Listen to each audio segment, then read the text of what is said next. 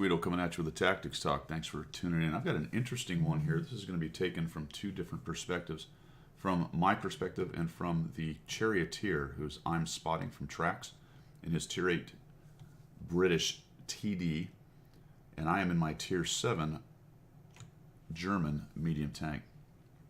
We spawned into the south or the southwest, and there's going to be a discussion here. And this is an interesting discussion. There'll be a discussion between he and I initially. There's actually a discussion after the game, which ended amicably.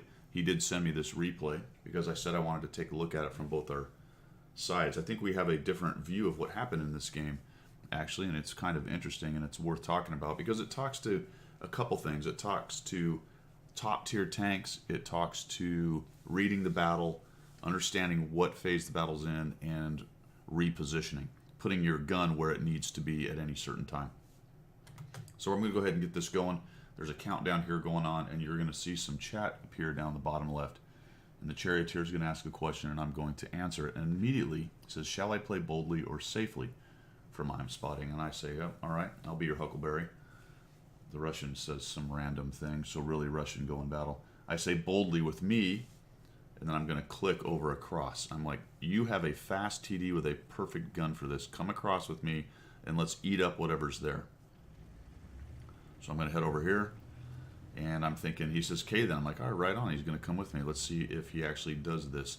We get our top-tier gun, the awesome charioteer gun up here, and anything we find camping, he can just pick apart. There's a couple nice sniper spots up here, but he doesn't go there. He clicks down on D4, and I say, oh, okay, I get it. You're going to go to that bush, and you're going to try to wreck guys coming up. Now, that is a bold play because it's quite dangerous, especially it's pretty easy to get spotted. And there are 3 artillery. But, okay, let's see what he does, and we'll get to his replay in a minute. So we come up here. I see some guys driving around. He gets a shot in there. He takes some shots, and he's going to trade a lot of hit points pretty early. Unfortunately, I do not get that kill. He actually ends up killing that guy later.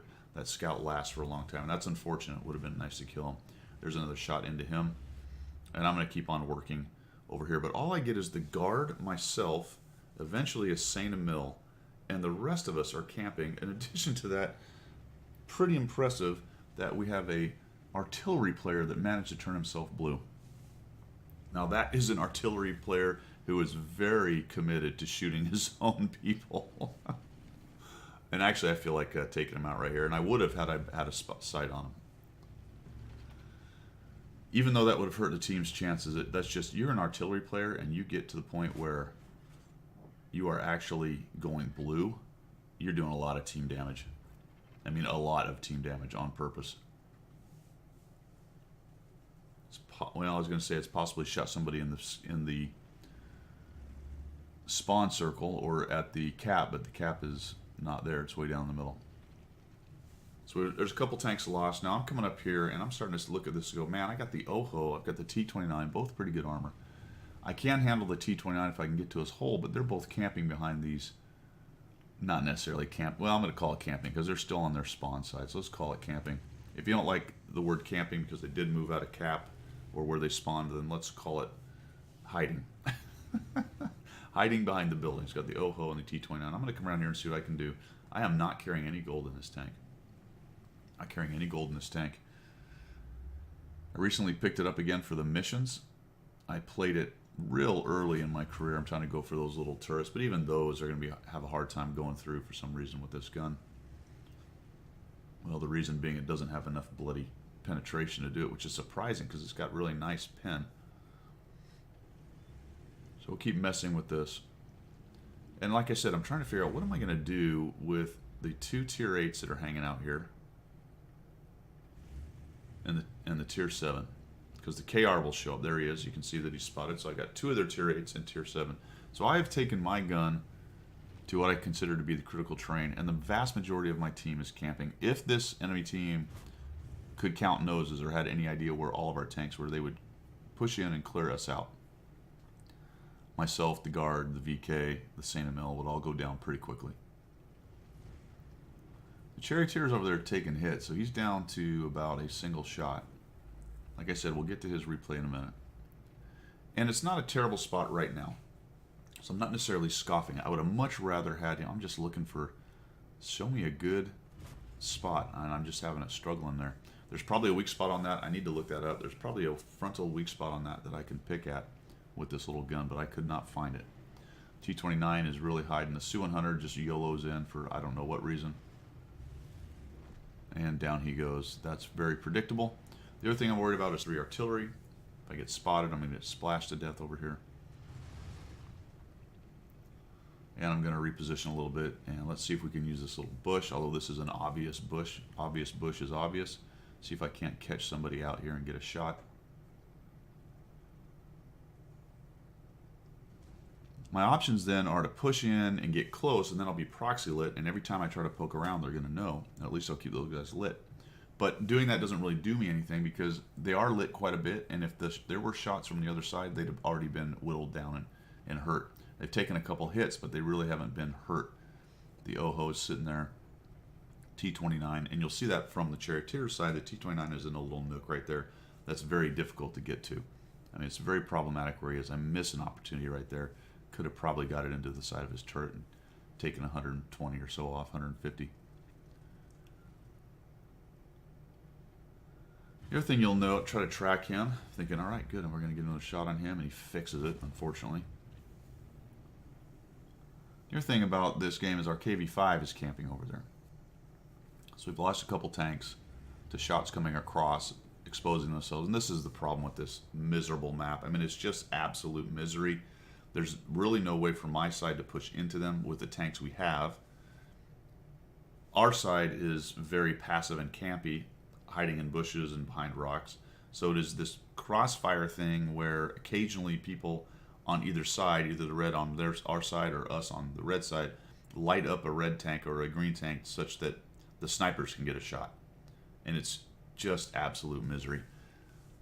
So I'm trying to figure out how to do this. I see the Saint Emil. He's moving around down there. Unfortunately, he's getting proxy lit, so now he's taking fire from across on our side. M44 finally does some work. Glad I didn't off him because it looks like he's doing something at least. And I'm thinking this whole time, I'm just like, what are we going to do with this? A couple artillery go in. And pretty soon I'm going to figure what I need to do is cross across the bottom over to their side and try to peel out this Tiger 1 and this 12T. There goes the 12T. And whatever else might be there. So really, now let's talk about reaction in this game at this point. Pretty soon I'm going to do something because I have to get something going. I cannot push straight in. I do not have the tanks to do that. That guard up above me is a near dead. And all I have is a Saint Emil, but he's down on the road. If our KV-5 and maybe one or two of those others had pushed in and cleaned out that side, problematic because they can't take shots on the side, but if they had, that would have given us freedom of movement. And our guys could have come over. But they don't. They sit there. So I have to try to figure something else out. We'll speed this up because I don't remember exactly at what minute I do it. Might be here potentially. So as those TDs and KV-5 are simply going to camp, as it appears to me in this game, I'm going to try to come down here to the bottom, and this is a dangerous move. Looking for that shot. I'm pretty sure I'm not going to get it. Just seeing if potentially there's a shot there. Dangerous move, like I said. I'm going to cross along the bottom, and I do risk getting proxy lit or just plain old seen by guys sitting up on those little sniper spots. And this is just part of the absolute misery of this game, of this particular map. The entire middle is a no-go zone. When there are fewer guns like this, it can be done, but it's not easy, and it's very difficult and dangerous when there are still guns over on the other side, which we have. That WZ and the Tiger will pretty much shred me. But at this point, none of my top tiers are showing any kind of inclination to flex or to try to create a win. They are simply happy to sit in the exact same spot they've been in and hope that the enemy team makes a mistake. And sometimes that's what you got to do. Now I'm taking shots, so there's a 30-45. Sometimes that's what you got to do, but it really is a passive mindset. I get abused by this bloody 30-45. Oh, man, he's just tearing me up. Shots coming in. I'm spotted, so I don't really want to break cover behind this rock because you know that the WZ and the Tiger are looking at me. And I don't have enough cover close in. I'm looking for it. The next rock is quite a ways from there. So if I get spotted crossing, I'm in big trouble. So really, I need to get rid of this 30-45. And for a wonder, the artillery, I don't know if they know that or they just know that's where that guy is. So they're shooting in there. Either way, the effect is the same. We're eventually going to get this dude. They're just pounding in there, and he makes a run for it.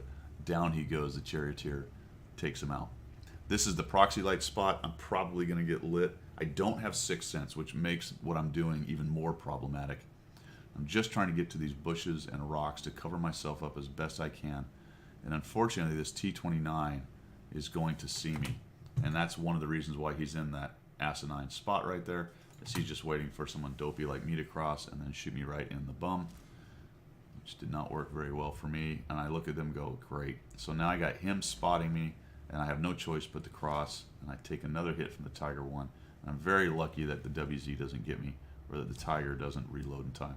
And I'm able to get across. But look what I just traded. Nearly all my hit points to get across. And all I got out of it was a 30-45 and maybe some damage on the T-29 from artillery, but I'm not 100% certain that even happened.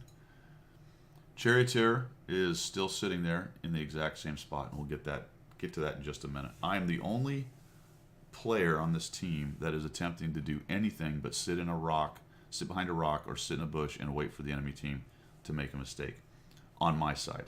Unknown what some of the Reds are doing, although the only really active ones appear to be the WZ and the Tiger, simply because they're already over there. So I'm going to go back over here and see if I can't take out one of these guys. I'd love to get that Tiger out. There we go. So I'm at 383 and 930 spotting. Not amazing by any means. Unfortunately, the red team knows that I am here, and guess what's happened? You can see that the M46 is pushed down and cleared out the attackers that we had. They're all gone. As soon as I was gone, they got the guard, they got the other guy, and now they have freedom of movement. They can go wherever they want up on their side, and that's a problem for me. Unless I can take out the WZ and the Tiger. Tiger's dead, but now the WZ. We have big trouble. KV-5 and the Charioteer have not moved. The Charioteer is a fantastically mobile gun platform. KV-5, while not mobile, is an capable heavy tank, especially in this particular setup. So I'm able to get a shot on him. And more than likely, I'm spotted. Put 2 into him. He's spinning around. I back up. And unfortunately, because of the freedom of movement, the other team is able to bring an OHO all the way back over here and take me out. Trying to be an active tank, attempting to win this game and not camp. And somewhere in that sequence, the Charioteer goes down dead in the exact same spot that he deployed to from the beginning. All right, so I have 644 damage, 930 spotting, 0 kills. I'm dead. We end up losing this game. Actually, sorry, it becomes a draw. This game is a draw, which is no surprise on Province, I think, for anyone. Now let's take a look at his, and we'll talk about this a little bit more. All right, so first, thanks I'm Spotting for sending me this replay. I appreciate it. I think we both left amicably at the end of our discussion, even though I said something to the effect of, I don't remember what you said, something like I did my part or I did what I could, sent a message to me, which was friendly, and I do appreciate that. And it looks like I'm Spotting has a pretty good idea of how to use bushes. That's an unlucky bounce right there. But I said something to the effect of, which was not very kind, but I said, you know, that's kind of what happens when you camp in one spot the whole game, which is more or less what I said. So I do appreciate you sending it, and I do apologize actually for getting salty, even though I'm glad I didn't use any salty language, that kind of thing. So we take this guy down, but we're down to 330 hit points, and we've got 1,000. So he talked about being bold, and this is a bold spot, but it's also a well-known spot. And he's tearing these guys up pretty well, so good on him. For now, I think it's a good place to be. And you really can't move right now. There's so many guys still trying to climb up this hill. You're just not really going to be able to do it. But you're just hammering them. You get really unlucky on this Tiger right here. Oh, I mean, I don't even know. I guess it just plain old missed or hit the ground. Tiger's a bit of a thorn in his side. He gets one in here, I think. Artillery's going in. So for right now, this is actually a pretty good spot. That was just dopey on the... I don't know what the IS-2 was thinking there, right out in the open. That's the most angled version of Tiger armor you'll ever get. He's backing off that, and that front plate gets all angled. He ended up bouncing off of it. So as I said, good spot for the moment. Took a lot of hit points doing it, though, and that's the problem with this spot. Also, artillery knows you're here. The entire enemy team knows you're here. And 2 of our tier 8s are over on this side. And for now, that's not a bad thing, because they did push a somewhat significant force. Although you can right now look at the screen and go, you know what, they don't even have maybe 1 tier 8 over here. I would not expect that TD to be over here, although we know it does show up eventually. It is a bit surprising it crossed. But I would have assumed right now all they have is these 6s and 7s. This Tiger 1 still trolling around doing his thing. When I consider the amount of tanks we have on this side, what I would have been thinking right here is, all right, I have 2,298. I'm a near dead. Everybody on the enemy team knows I'm here. I probably need to reposition. I need to get my guns somewhere else. And ideally what I'd love to do is get over here, and help them break down what's going on over on the east side. I still have a good force over there. I think this is probably sorted out. That KV-5, they're not going to get past him more than likely. He's just going to sit up there. He'll eat those things eventually for lunch. The Tiger 1, who cares? He may eventually get up there, but it's probably not going to matter. So reposition, drive up the road, come around the back, and then see if you can't sneak across and get over here. Also, I would say that you are missing some opportunities on occasion here against the KR will show up as far as paying attention to what's going on around you, because one of the things about this position is looking for these side shots on these guys if they expose themselves over here. Absolutely have to be doing that. And it gets down to the discussion of, am I waiting for shots or am I creating shots? I would say your initial position was definitely creating shots, because you knew a bunch of guys were going to come up that road, and it was a bold play, and you did get some pretty good damage. But now the question I have to ask is, what are you doing to create shots now? There's shots coming across from everywhere. This dude is tearing up your 30-45. Somebody has shots on him, which means they're exposed, which means it's one of these guys, and there's a side shot you had on that KR, and it takes you a long time to kind of notice that. This is your view. You're just staring. I don't know if you're actually AFK or what's going on there. You might not have been at the controls. You finally get turned around looking for him, but he's long gone. So missed shot opportunities. And it goes to more of a passive. There he is right there. So that's a nice shot into him. It goes to that kind of passive mentality and aggressive mentality. Yes, it's a bold position, but right now it's not being played very boldly. In fact, it needs to not be played anymore. It's time to move.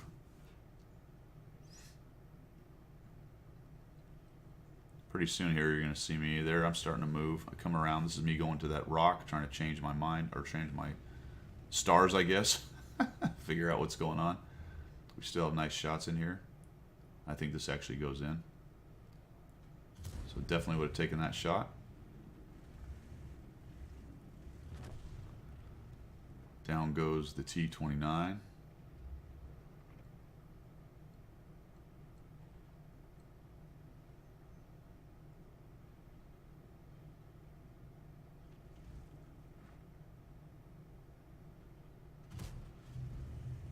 Sometimes I just like to go silent like that, just to have people kind of look at it and think about it for a second. Like, what are we doing here? What's the point? This is incredibly passive. We're just waiting for the enemy to make some kind of mistake that we can take advantage of without actually creating the advantage. That dude's a one-shot to you. I mean, looking over there at what they have, this is unlucky. It's just too bad that didn't go in. But you still have a pretty good force over there. The other thing to think about is when you're in a situation like this, you're playing this game, think about which players are actually going to help you, right? That KB5 isn't going to help you. The Dicker Max, Jackson, they're not really, they will if they can get sniper shots, but they're not going to actively help you. Your active tanks are on the other side. Those are the players that are interested in trying to figure out how to win. He writes, Panther, how'd I do? And which I saw that in the game, and I thought, well, I don't know. I'm not really sure what you're doing over there, because it seems to me you're just sitting there looking for sniper shots while the rest of us take our hit points, have our hit points taken away.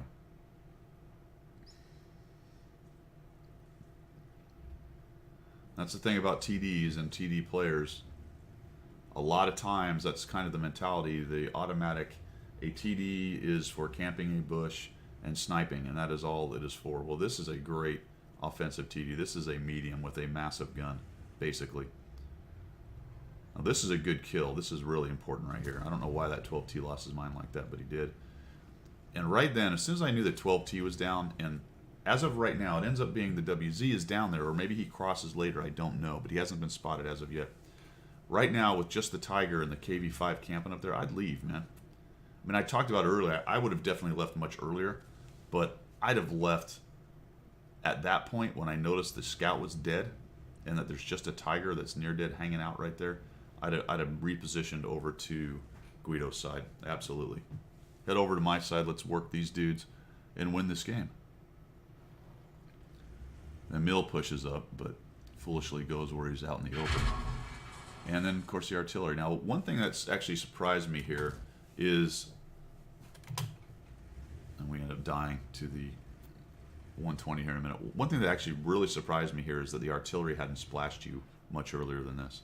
That was just a really bad decision on their part. I'd have been just dropping artillery rounds onto that position. They would have definitely eventually whittled you down to nothing.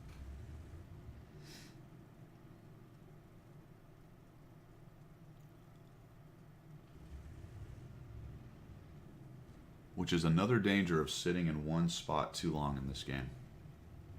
Eventually someone's going to figure out how to either blind shot into a bush or to artillery you to death, or to somehow get close enough to where they see you. Now finally you can see I'm trying to cross over here and do something.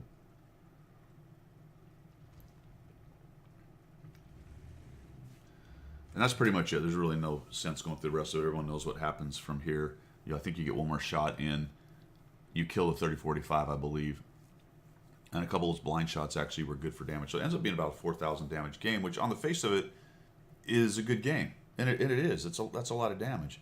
But the question I have to ask is, and to everyone else who's kind of watching this and trying to figure out what to do in situations like this, I always ask, what are you doing? What's the plan? In general, if the plan is I'm going to sit in this bush or behind this rock until we win, that's probably not a great plan. If you're highly defensive, maybe that's your only plan. But that's a situational plan. That's a tactical plan based on the situation. This plan is a strategic plan of I'm a TD, I hide in a rock or behind a bush, and I hope they walk out in front of me until I win. That really, at the end of the day, is what the plan is. And with the mobility of this tank and its gun, had you moved around the map a little bit more and helped us out a little bit more, I think this is an easy win. I really do think it's a pretty easy win. But as it is, it's just a long, slow, miserable slog. And a lot of it has to do with the map.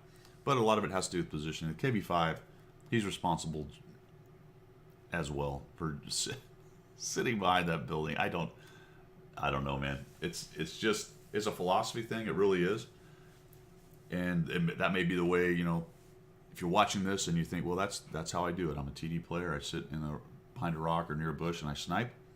And I rack up my damage, and that's good enough for my 52, 53%. Well, if you want to take it to the next step, if you want to get past that 55%, you have to realize that there is a point in this battle flow where you need to move. You need to go put your gun in a more advantageous position. Even though this was an advantageous position to begin with, and it was a bold play early, and it did have a lot of success, just sitting there the rest of the game was not the answer. If you want to take it to that next level. All right, guys. I thought that was kind of interesting. Same view or different views of the same battle, and I think two players have a pretty different philosophy on how they're going to do it, as well as, and I won't get into it too much until the very end here. We won't delve into it, but just the attitude of, well, I did what I could. I had a great game, and it's not really my fault. So I'm going to leave that to everybody. Everyone knows, I think, what my feelings on that one are. But that's kind of the difference between the two players, where I looked at it and went, all right, how did we screw this up? How could we have done this better? Despite some players making some pretty good moves and somebody having really great damage, we didn't win, so obviously we had a problem. And then the other side of the coin saying, well, I did what I could. It was really it was a heartbreaking loss, and it's too bad my team sucked. All right, guys, thanks for tuning in. This should be a good discussion, I hope, down below there. I think we've got both kind of philosophies watching the channel. There's more philosophies than just that play the game. So I think it's an interesting discussion for sure. Have at it, and we will see you.